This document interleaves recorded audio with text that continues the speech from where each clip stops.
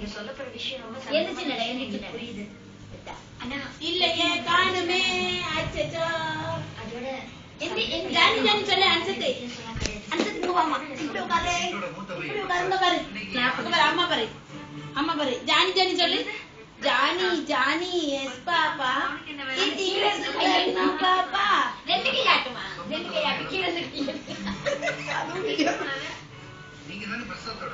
ஆமாங்க. நீங்க கிளாப் பண்ணி காட்டி. ரெண்டு பேரோட எந்த சத்தமும் கிடையாது. கிளாப் பண்ணி காட்டி. அன்சத்து இங்கரு. இங்கரு இந்த கார் வந்து பாரு. இந்த கார். ஷைன்.